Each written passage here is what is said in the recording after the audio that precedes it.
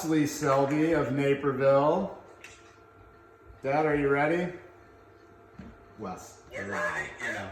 You want to win this, you're going to have to be loud. What glasses are those?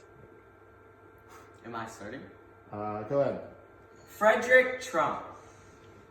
Why I picked him? I picked Frederick Trump because he was the father of the current president, Donald Trump, and one of the most famous billionaire immigrants.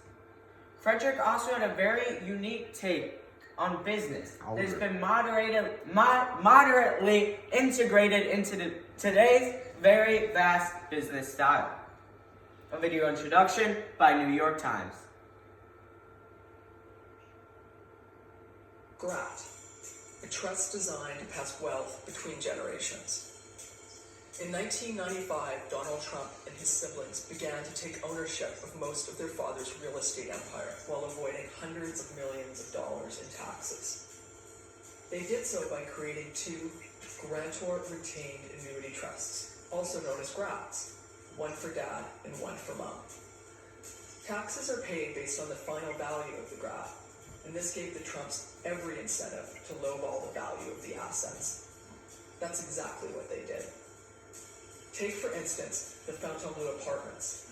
In 1982, the Trumps valued the 164-unit complex at $15.3 million. But for the purposes of the graft, they said it was worth just $2.9 million.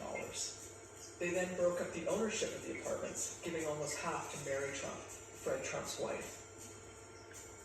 This allowed them to tell the IRS that Fred Trump, who had exercised iron-fisted control over every brick of his empire for 70 years, was a minority owner with no real say over his buildings. This reduced the value of the empire by an additional 45%. Okay, so you might be thinking, what was the point of that video? Well, that video displayed how Trump was able to integrate his smart ideas into his business style and avoid taxes and other problems that the common business goer faces. Okay, about Frederick Christ Trump was an American businessman and philanthropist. He worked as a real estate developer in New York City. He was also the father of Donald Trump, the 45th President of the United States. Trump started his funds by building a rather large property and renting it out. He then used that to fund his multiple businesses. Trump's Towers brought in a massive profit that went into the millions. His son, President Donald J. Trump, is now in charge of the Trump Towers franchise. Immigration. In 1885, at age 16, Trump immigrated via Bremen, Germany, to the United States by steamship. He moved with his older sister, Katharina, and her husband, Fred Schuster, also from Karlstadt.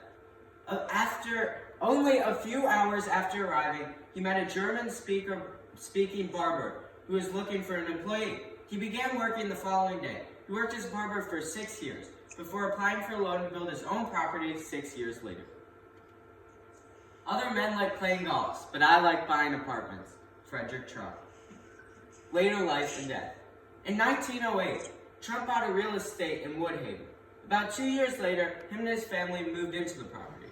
Frederick also worked as a hotel manager in the Medallion Hotel. The family story of his death is that on May 29, 1918, while walking with his son, Fred Trump suddenly felt extremely sick and was rushed to bed.